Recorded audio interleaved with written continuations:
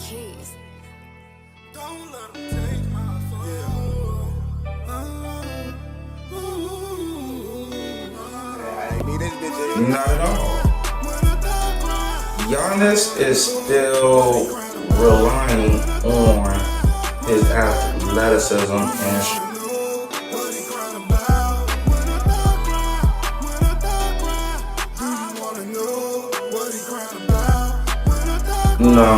in the early 30s, it's time to start doing that now. So when you are 50 or 60 and you got a couple billion in the bank, now you could live comfortably and not have to worry about it.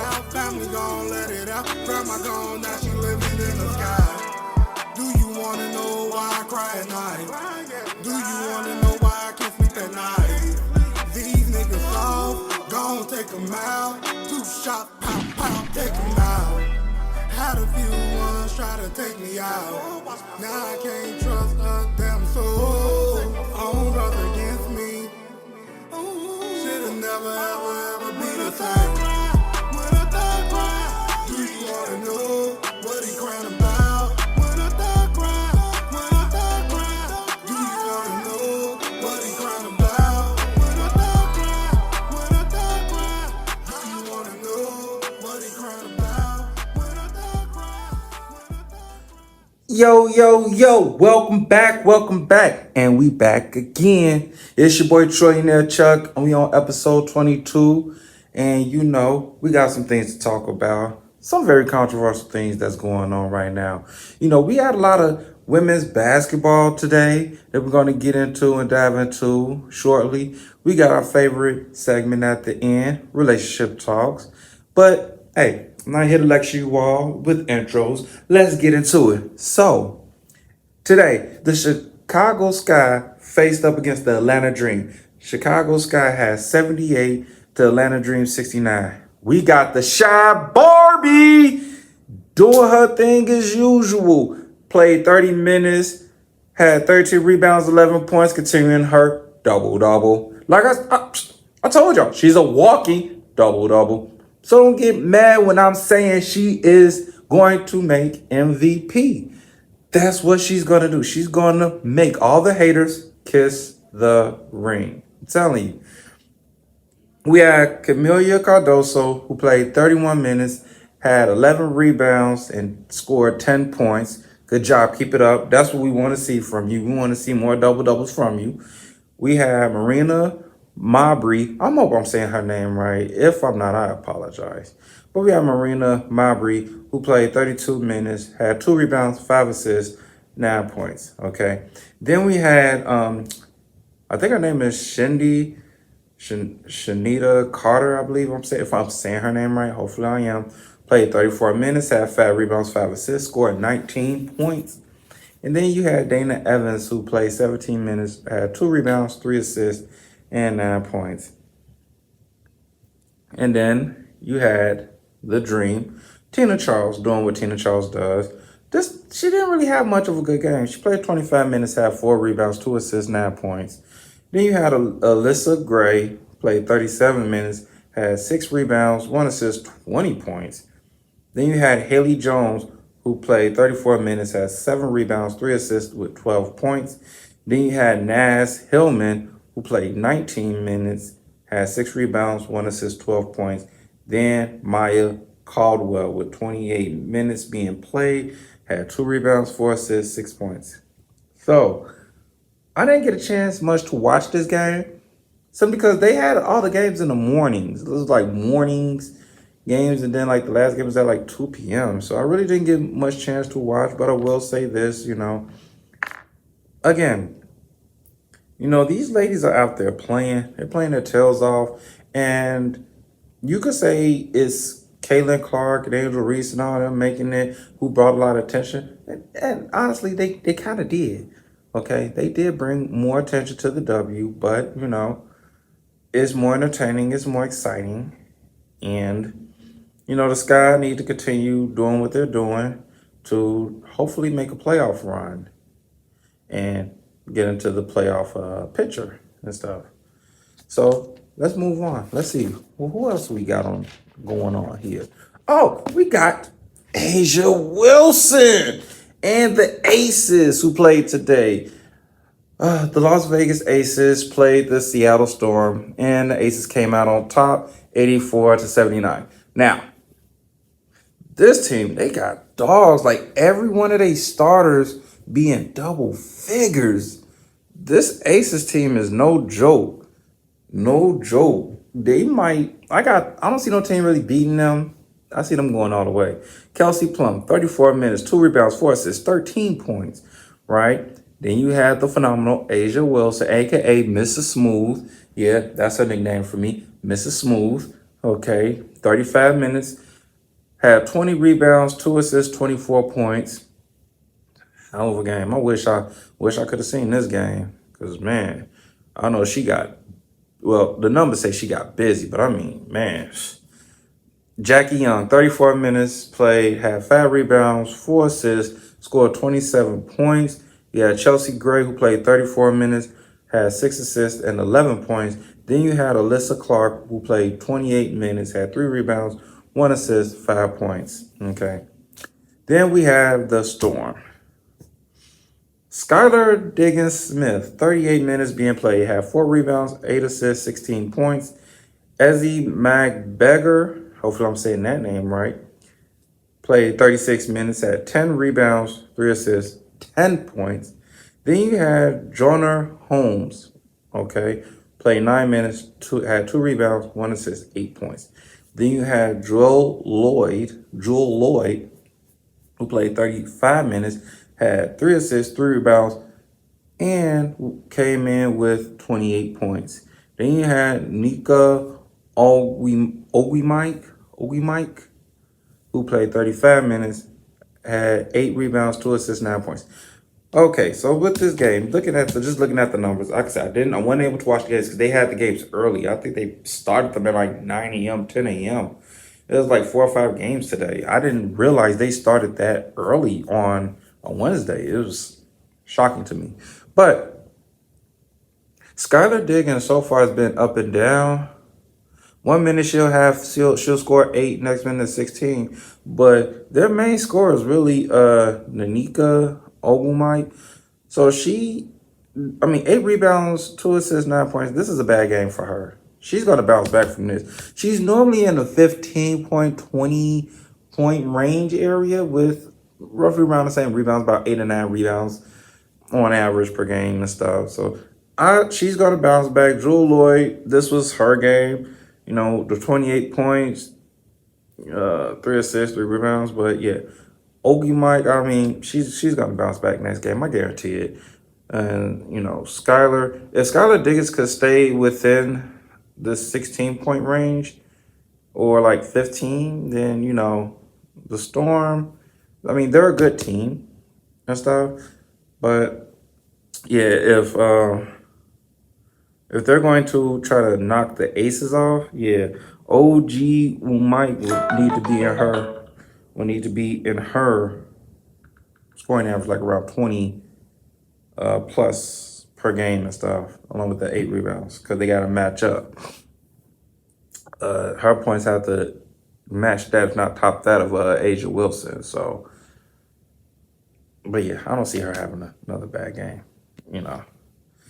So then we also had, see, I told y'all we had a lot of games today. The Washington Mystics were in action against the Indiana Fever. Washington Mystics beat the Fever 89-84. Washington right now is not a good team. They suck. Okay, I'm gonna be honest. They suck. And Caitlin Clark couldn't get the job done against a trash team. So let's see what happened. Ariel Atkins played 32 minutes, had 3 rebounds, 3 assists, 26 points. Julie Van Loo played 28 minutes, had 2 rebounds, 2 assists, 13 points.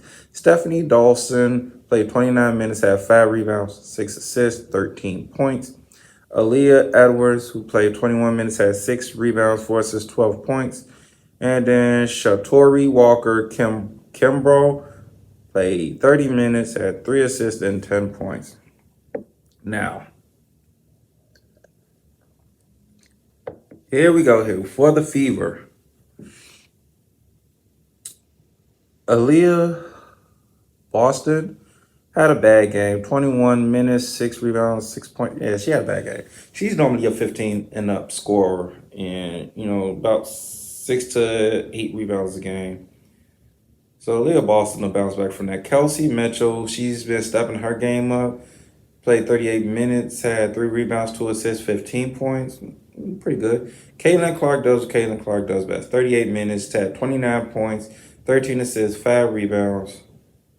Then you had Nalissa Smith, who played 27 minutes, had 2 rebounds, 1 assist, 11 points.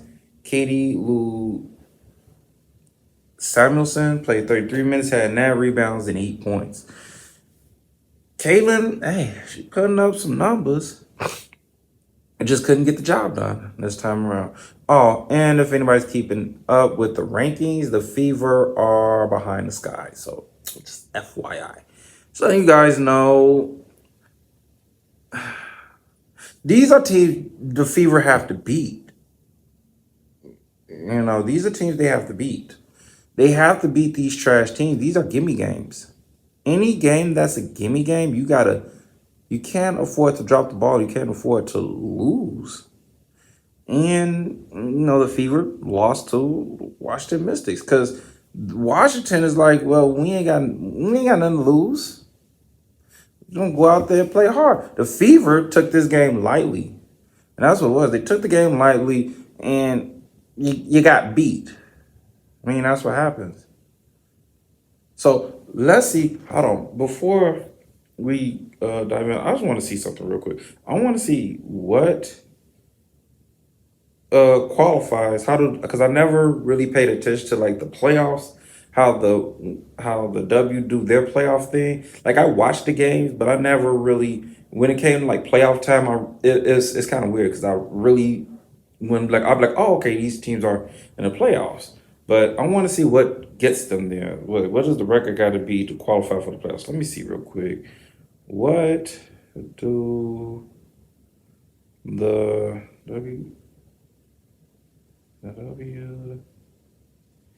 a record got to be to make the playoffs? Let's see here. So how do they? So it's okay. So it's the top 8 teams in the league, regardless of the conference, qualified for the postseason, and it's a best of 5 series. That I did know. It's a best of 5 series, and it follows the same 2-2-1 format, whereby the higher seed host games 1 and 2 and 5. The lower seed will host 3 and 4 in the respective series. So,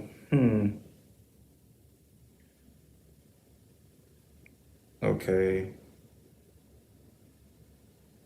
So that's how that works. All right. So wait, hold on. There are 13 teams in the playoffs. Oh, okay, here we go.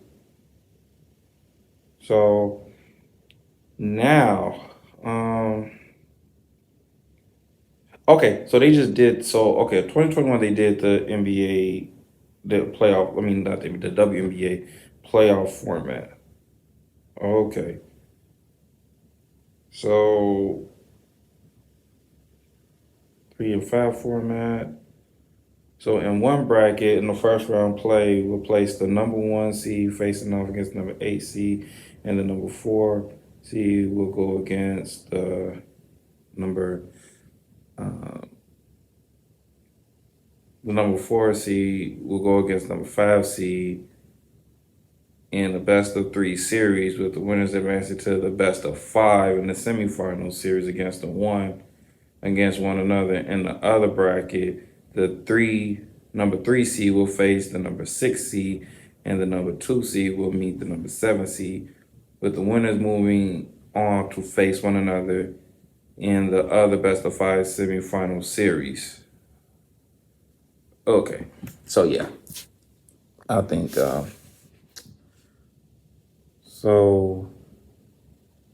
Yeah, I think that's how that's set up.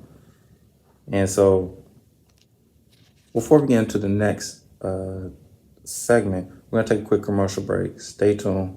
Don't go nowhere. This company is a scam. Do not buy none of their merchandise or products. Scam alert. Don't buy. Okay, we're back. So, in the latest news, according to source from CBSSports.com, Kawhi Leonard decides to not play for Team USA in the 2024 Olympic Games. Instead, they replace him with Derrick White. So the roster now consists of Steph Curry, Devin Booker, Bam Adebayo, Anthony Davis, Kevin Durant, Anthony Edwards, Joel Embiid, Tyrese Halliburton, Drew Holiday, LeBron James, Jason Tatum, Derrick White. So the question is Derrick White a good fit for this USA team? I mean, see, I'm looking at it height-wise. Okay, you got Steph at 6'2", Booker 6'5", Bam 6'9", AD 6'10", Kevin Durant 6'10", 6'4", 7 feet. So they're going to be kind of small in the, in the big area because, who's going to replace Joel Embiid coming in? If you got Joel and AD out there, probably Bam? I mean, they're going to be small in the, they're going to be small at the power forward center position.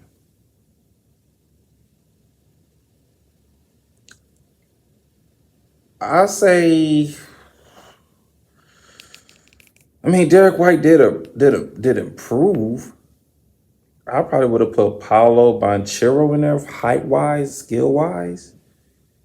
I would have put De'Aaron Fox. Fox point, Steph at the 2. DeMar DeRozan could have been a better fit because he's taller. His style of play is more catered to the international. Those are just my options, what I would have chosen. So, we just got to see how this goes. I don't think he's going to get much playing time. But, yeah, we'll see. Can they win a gold with this roster? They probably can. They probably can. Because they got LeBron. They got Durant. But it's not like they're going to blow teams out. So I think they could win gold, but there's going to be 5-point, 10-point win scenarios. Because they don't have the pieces to blow teams out internationally. So I think every game in the Olympics is going to be a close game. No shutouts. And with that being said, we're going to take another quick commercial break. Stay tuned. Don't go nowhere. This company is a scam. Do not buy none of their merchandise or products. Scam alert. Don't buy. Okay, we're back. And if I didn't say this already, make sure you like and subscribe. Again, we're trying to get to 5,000 subscribers. Share it with your mom, dad, share it with the dog. Share the content, share the show. Again, 5K, you get money. Who doesn't want money? Who doesn't want money? And again, we did have some technical issues earlier, but we got everything squared and fixed away. So now, let's get into the favorite part of the show, relationship talks.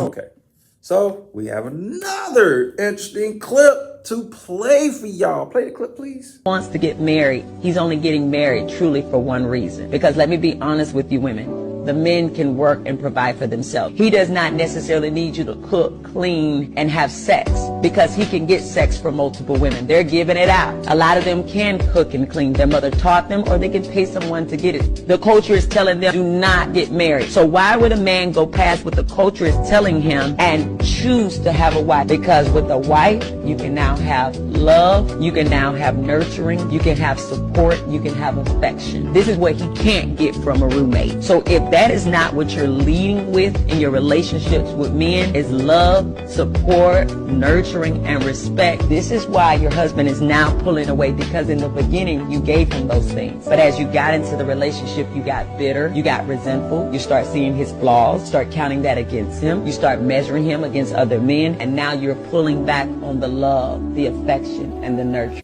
Okay, so question. Why do men decide to get married? So, ladies, if you really want to know, it's because of the nurturing. It's because of the fact we want to leave, we'll leave something behind. So it's like, us men, we want to leave stuff for our kids, our wife, and everything like that, so they won't have to struggle. And since of that nature, loving home, reasons why we get married, because the woman provides a loving home, nurturing. She knows how to keep the place intact, basically. Whether it's cooking, whether it's giving, pouring into us as men, making sure the kids are straight, making sure the household is straight, there's peace within the household. That's why we marry women, because like I said before in previous shows and previous episodes, we don't need y'all for no money. We're not marrying you for your money. Okay? And as far as like sex, we get that from any chick. I mean, half the time when dudes is married, the sex slows down because they're not as active as they was in the beginning. So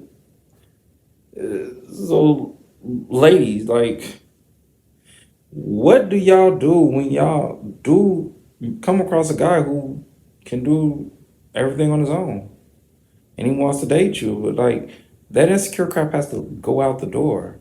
These are the reasons why us men decide to be married. It's to leave something behind, for our legacy to build on, to have a kid, make sure the kid is left with something, and that you're left with something, for the simple fact that we don't want it to go to the state or to the government.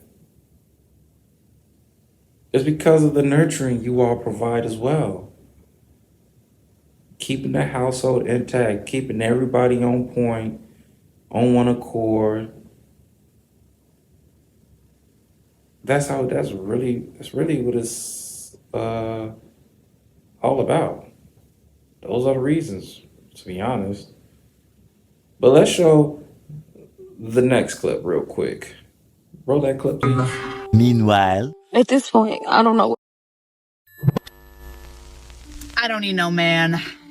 I don't need no man. meanwhile, At this point, I don't know what else to do. I don't know. I'm tired of paying high rent. Like, it's high. Like, I can't afford to do else but pay rent. Can't even afford to get no car because I have to pay rent. Like, I'm tired. It's like nothing in life is fair no more. Nothing. And just to let you know, we don't need y'all. No, we don't need y'all. thousands of tears later. I really see why females be out here like doing OnlyFans and doing all this other type of because it's the quickest way to get money so you don't have to struggle. Translation. This independent woman trend is not fun anymore. You see, I applied for the I don't need a man package with hot girl summers for free. Because men are useless. I think there's been some sort of mix-up because somehow I work at Wendy's and I can't afford my rent. No one explained to me that I only have two options, submitting to a man or starting an OnlyFans. I don't know. Like, it's like, what's the next step? What's the next step? Because doing this, it's really breaking me down. Like, it's mentally and physically breaking me down. I'm getting cuts every day, getting burnt every day. And it's like, I don't even know. Like, So you would endure the cuts and bruises for a Wendy's or Taco Bell's manager, all for the sum of $500 a week. and for the past 2 checks, I've been bringing in almost $1,500. Literally, I don't know how that happened, right? But then, my check, I've been working the same. And then, the check I have now, it's not even 1,000. What the fuck? What is going on? But you would not cook a meal every night for a man that would add $70,000 to your household income. That's really dumb. You see, this is modern girl mathematics, or as I like to call it, independent girl alchemy. They will attempt to turn lead into gold, all while stepping over silver. So there's this clip going viral online of a dozen women being asked the following question: do we need men? Most answered very quickly, no. And only one said she thought women needed a man in their lives. Only one. That was disrespectful. No, rent is $500. I rent a room, that's $500. Car, $500. Insurance, $500. And then I have a whole bunch of gas. I have to pick up people all the time. I have to do all this, and it's like, and so I started trying to get back on my bills, get back on that this shit. What the You can't even save that shit. Like, I'm just so over it. Like, it's like, you know what? Maybe I should just, oh, no, I can't do that because it's not in my morals. But it's like, at this point, maybe that's what I need to do. But, I don't like that shit. Like, for the people that do that, like, that do the OnlyFans, that do that shit, like, good for you, because you know what? You're not in my position, and I would never want you to be in my position. But it's like, I literally, like, I can't do it. Like, $36,000. $36,000. That is the median annual wage of the strong, independent, I don't need no man. black woman. Full stop. If there is anyone that needs a man, come again. If there is anyone that needs a 2-income household, it's a black woman. Bear with me, because I'm gonna give you some hard stats to digest in this video. Man, y'all, I'm so tired. And I don't even I don't do this, but I'm tired and I need to vent. So I know in my last recent videos, I told y'all I had to move. And it's because my apartment stayed evicted people who was being late on their rent or whatever the case may be. So I ended up getting evicted. I don't need no man. Mind you, we have affordable living, which is MDHA from where I'm from. We have affordable living. And with affordable living, it's supposed to be able to help you. And I had an appointment today for an affordable living place. So. Okay. So, another question. Should women start accepting men who go half on everything? Yes. Black women don't want to admit that they're struggling. Majority of them are struggling. There's a very few that is managing and they're very successful, but they don't want to do everything on their own. So every woman I come across, they always say they don't need a man, yet they struggle. Or if the man is paying half, then I can't see you as head of the household. I can't look at you as a man. I look at you more as a roommate if I got to pay half for stuff. So realistically, black women will rather struggle on their own than to have someone come in and pay half or add a combined income in the household. But you ain't got to take my word for it, ladies, that, struggling. Let's do a comparison between black women and white women. Let's just do a comparison. So sources from www.ssa.gov gave this in the year 2020 through 2021. And we're going to go by age groups. Ages 20 through 29. white women brought in $28,000 a year, while black women brought in $21,400 a year. By ages 30 through 39, white women brought in $46,700 per year. Black women made $34,600 per year. Ages 40 through 49, white women made $51,600 per year, while black women made $41,900 per year. Ages 50 through 59, white women made $49,300 per year. Black women made $45,100 per year. Now just imagine, so that's them in 2020 and 2021. The average medium in the United States is 50,000. So black women, basically all through that year, through all the age groups, y'all was living under 50K, making under 50K a year.